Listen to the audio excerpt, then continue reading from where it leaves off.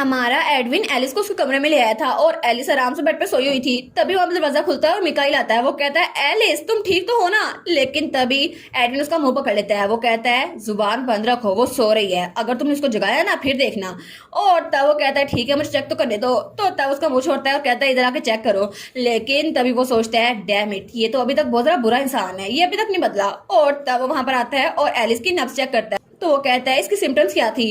तो एडविन कहता है इसको पसीना आ रहा था और वो बहुत डस्टी जगह थी तो इसलिए मुझे लगता है ये शौक की वजह से बेहोश हो गई। वो कहता है अच्छा बेहोश हो गई, लेकिन एनीवेज कोई बड़ा मसला नहीं है, टेम्परेचर बिल्कुल नॉर्मल है। तो तब एडविन कहता है तुम श्योर हो, तुम्हें सच में लगता है कि तुम कोई स्काउंडल नहीं हो, तुम्हें सच में लगता है कि तुम इस काबिल हो। मुझे लगता है कि तुम ईवान से बेहतर नहीं हो, क्योंकि वो तो बहुत ज्यादा अच्छा डॉक्टर था लेकिन तुम तो उसके बिल्कुल भी आसपास नहीं हो। तो तब मिकाइल को भी गुस्सा आता है और उसका कॉलर पकड़ लेता है। वो कहता है आखिर तुम्हारा मसला क्या है, तुम मेरे साथ पंगा लेने की कोशिश क्यों किए जा रहे हो। और तब मिकाइल को तो बड़ा गुस्सा आया हुआ था और वो उसको घूर के देख रहा था, लेकिन एडविन वो भी कुछ नहीं बोलता और वो भी उसको घूरी जा रहा था। लेकिन तभी उनको किसी की आवाज आती है। दोनों मुड़ के वहां पर देखती है तो वहां पे हमारी एलिस थी जो होश में आ गई थी और बड़े प्यार से उनको देख रही थी। वो कहती है मुझे माफ कर दो तुम लोग को बॉदर करने के लिए, तुम लोग जो कर रहे हो ना करते रहो। तो वो दोनों कहते हैं क्या हम लोग क्या कर रहे थे। तो हमारी एलिस तो बड़ी खुश थी, वो सोचती है लगता है इनकी लव स्टोरी आगे बढ़ रही है। लेकिन तभी थोड़ी देर बाद हमारी एलिस और एडविन सोफे बैठ गए थे और मिकाइल वही में खड़ा था। तो एडविन कहता है एलिस क्या तुम ठीक हो। वो कहती है हाँ बिल्कुल ठीक हूँ, लेकिन एल क्या तुम्हें एडविन से कुछ पूछना नहीं है। तो मिकाइल कहता है हाँ क्या तुम मेरे भाई के बारे में कुछ जानते हो। तो एडविन कहता है नहीं मुझे कुछ नहीं पता। वो कहता है सच में तुम तो कमांडर भी बन चुके हो लेकिन तुम्हें अभी तक भी पता कि ईवान कहाँ पर है। तो वो कहता है हाँ मुझे नहीं पता, क्योंकि उसको मैंने सिर्फ 9 साल पहले देखा था, उसके बाद नहीं देखा। तो एलिस कहती है क्या। वो कहता है हाँ उसने मेरी जान बचाई थी और तब उसके बाद मैंने उसको दोबारा नहीं देखा। तो हमारी सोचती है ओरिजिनल नॉवल में तो ईवान की डेथ वार के 1 साल बाद हो गई थी और ये वही वक्त था जब वो एडविन से मिला। लेकिन ईवान प्लीज प्लीज तुम जिंदा रहना, लेकिन आखिर तुम चले कहाँ गए हो। तो तब एडविन कहता है आखिरी बार जिसने भी उसको देखा था वो होली सी में देखा था। तो वो सोचती है अगर उसका लास्ट रेस होली सी में था तो अभी तक किसी को उसके बारे में पता कैसे नहीं चला। तो तब एल अपना सर पकड़ लेता है। वो कहता है डैम इट, मैं होली सी को लेटर भेजूंगा। और तब हमारी हीरोइन उसका हाथ पकड़ लेती है। वो कहती है फिक्र मत करो मिकाइल, ईवान बिल्कुल ठीक होगा, उसको कोई चोट नहीं पहुंची होगी। तो वो कहता है हाँ मुझे भी ऐसा लगता है। तो तब एडविन थोड़ा जेलस हो रहा था, वो भी उसका हाथ पकड़ लेता है। तो हमारी कहती है एडविन क्या हुआ। तो एडविन तो बिल्ली बना हुआ था। वो कहती है ठीक है इधर आओ एडविन। और तब वो एडविन को गले लगा लेती है। वो कहती है thank you so much safely वापस आने के लिए। वो कहता है हाँ। तो पीछे से अब मिकाइल को गुस्सा आ रहा था। वो कहता है ये ऐसे कैसे उसके गले लग सकता है। तो हमारी कहती है एल इधर आओ ना, तुम भी हमारे गले लगो। वो कहता है नहीं नहीं बिल्कुल नहीं, मुझे नहीं पसंद तुम लोग के गले लगना। और उसके बाद सीन चल आता है और हमें सुबह का सीन दिखा रहता है और हमारी हीरोइन सो के उठती है।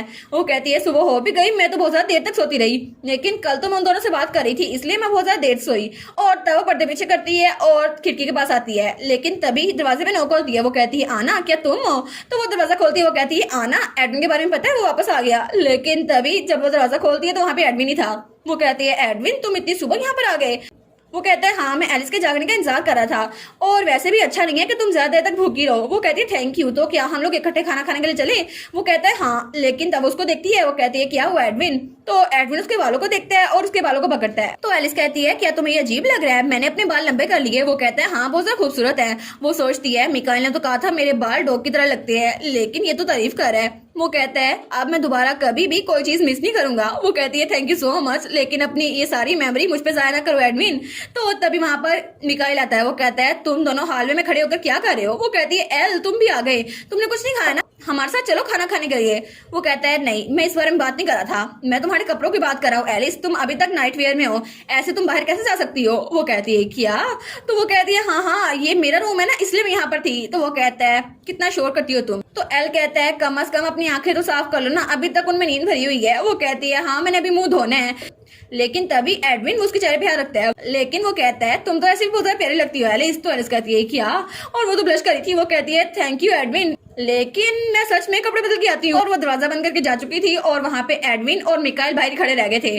तो दोनों बिल्कुल ऑकवर्ड थे, लेकिन दोनों एक दूसरे को घूर के देखते हैं। लेकिन मिकाइल सोचता है ये यहाँ जा क्यों नहीं रहा, और एडविन सोचता है तुम्हें यहाँ जाना चाहिए, मैं क्यों जाऊँ यहाँ से। और तब सीन चलता है और हमें दोपहर का सीन दिखा रहता है और हमारी हीरोइन की बेकरी वहां पर आना थी। वो कहती है यंग मास्टर एडविन वापस आ गए हैं इतनी जल्दी, तो हमारी कहती है हाँ वापस आ गया, लेकिन ऐसा लगता है कि बाकी लोग 2 दिन बाद वापस आने वाले हैं और हमें थोड़ी टाट चाट करनी चाहिए बेकरी में। वो कहती है हाँ हाँ मुझे भी ऐसा लगता है। तो हमारी कहती है क्या हुआ तुम्हें? वो कहती है जब तो वो छोटे थे तब भी जरा डरावने लगते थे, अब तो वो बड़े हो गए ना, अब तो कितने सारे डरावने लगते होंगे ना। तो एलिस कहती है नहीं नहीं, एडविन तो पहले जरा प्यारा हो गया है। वो कहती है सच में जरा प्यारा हो गया है, लेकिन तभी वो कहती है मुझे यकीन नहीं हो रहा आप जो कह रही हैं, और तभी वहां पर कोई दाखिल होता है। तो हमारी एलिस कहती है नहीं नहीं तुम उसको देखोगी ना तुम्हें पता चल जाएगा। तभी वहां किसी की आवाज आती है मुझे कुकीज चाहिए। तो हमारी सोचती है ये आवाज तो जानी पहचानी लग रही है, और जब वहां पर देखती है तो वहां पर ड्यूक इस्तेमाल खड़ा था। वो कहती है कि यार ड्यूक इस्तेमाल आप भी? तो वो बोलने लगती है, लेकिन ड्यूक उसके मुंह पे उंगली रखता है। वो कहता है बिल्कुल चुप। वो कहती है जी जी मैं बिल्कुल चुप ही हूँ। और तब ड्यूक वहां पर बैठा केक खा रहा था। तो ड्यूक कहता है ये केक तो बड़ा मजेदार है। हाँ क्योंकि ये शेफ तो एक्स शेफ थी ना हमारे ड्यूकडम की, इसीलिए इस शॉप का टेस्ट इतना ज्यादा डिलीशियस है। तो वो कहती है अच्छा लेकिन ये तो आपके लिए डिस्काउंट है ना, आप इस केक को 10% नहीं 20% डिस्काउंट पे खा सकते हैं। वो कहता है तुम तो अभी बहुत ज्यादा फनी हो बिल्कुल पहले की तरह। तो हमारी लिस्ट कहती है एनीवे ड्यूक ओरिजिनली आप तो सोल्जर्स के साथ आने वाले थे ना, आप इतनी जल्दी कैसे आ गए? क्या आप लोग को चीयर्स करने के लिए आए हैं? वो कहता है हाँ बिल्कुल यही सही बात है। तो वो कहती है लेकिन क्यों? और वो दिल में सोचती है आखिर यहाँ बैठा मेरे सामने केक क्यों खा रहा है, और उसने तो कमर्शियल स्माइल दी थी उसको। तो ड्यूक कहता है वेल मुझे अच्छा नहीं लगता अगर कोई मुझे नोटिस करे तो। वो कहती है सच में? लेकिन ये तो नॉर्मल थिंग नहीं है, लोग को अच्छा लगता है जब उनको कोई नोटिस करे, लेकिन ये बैटरफील्ड यहाँ पर आ गए तो वो उसके सामने कुछ नहीं बोलती। तो तब ड्यूक अपनी कॉफी उठाकर कहता है एलिस गार्नेट तुम अब 17 साल की हो गई हो है ना, क्योंकि इस महीने की 17 तारीख को तुम्हारी बर्थडे है एरिस में। वो कहती है जी मुझे पता है, क्या आप मुझे फॉर्चून टेलिंग देने वाले हैं? तो वो कहता है फॉर्चून टेलिंग नहीं नहीं मैं तुम्हें वो नहीं देने वाला। वो कहती है अच्छा तो फिर आप क्या देने वाले हैं मुझे बताएं मुझे। तो ड्यूक कहता है ठीक है 2 हफ्ते बाद विक्ट्री पार्टी होने वाली है पैलेस में, तो मैं चाहता हूँ कि तुम उसको अटेंड करो। वो कहती है क्या मैं उसको अटेंड करूँ? लेकिन मेरे पास तो कोई इनविटेशन कार्ड भी नहीं है, और मैं ही क्यों, क्योंकि मैं तो पहले कभी वहां पर नहीं गई। तो ड्यूक स्माइल करता कहता है क्योंकि मैं तुम्हें ऑफिशियली पूरी एलिट सोसाइटी में इंट्रोड्यूस करवाऊंगा। तो हमारी लिस्ट कहती है क्या एलिट सोसाइटी में? लेकिन मुझे इंट्रोड्यूस करवाने की क्या जरूरत है, मैं तो आपकी बेटी भी नहीं हूँ।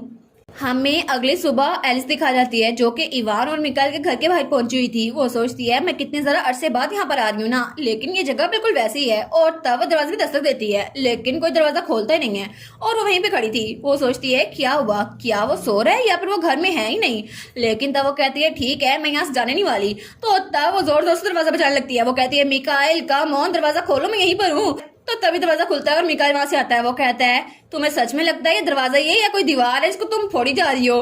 तो वो कहती है हाँ हाँ तुम आ गए ना, लेकिन वो अपनी नाक बंद करती है। वो कहती है ऐसा लगता है तुम ड्रिंक कर रहे थे, लेकिन वो बेचारा वो तो पूरी रात हॉस्पिटल में गुजार के आया था क्योंकि वो डॉक्टर था ना, और वो दवाइयों की स्मेल थी। वो कहता है अच्छा मुझे ये बताओ तुम यहाँ पर आई क्यों हो? वो कहती है क्योंकि मैं फिक्रमंद हो रही थी ना इसलिए मैं यहाँ पर आ गई, और मुझे तो ये भी नहीं पता कि तुमने काम करना क्यों बंद कर दिया, ऐसा लगता है कि तुम ड्रंक थे। वो कहता है अच्छा तुमने देख लिया ना, अब हो गया तुम्हारा, जाओ यहाँ से। वो कहती है नहीं नहीं मेरा अभी नहीं हुआ, मैंने सब कुछ नहीं देखा। और उसको एक बैग बांधते हुए कहती है इसको ले लो इसको खाओ। और तब दरवाजा खोल के अंदर जाने लगती है। वो कहती है एक्सक्यूज मी। वो कहता है मैं तुम्हें कब कहा कि अंदर आओ, तुम तो बिल्कुल इम्पोलाइट हो। और इसी के साथ ये वाला पार्ट यहीं पर ख़त्म। तो आप लोग बताइएगा आप लोग को ये पार्ट कैसा लगा, और वीडियो को लाइक और चैनल को सब्सक्राइब लाजमी कीजिएगा। बाकी वीडियोस का लिंक भी स्क्रीन पर नज़र आ रहा होगा, तो काइंडली उनको भी चेकआउट कर लें। और thank you so much for watching my videos. Stay safe, bye bye.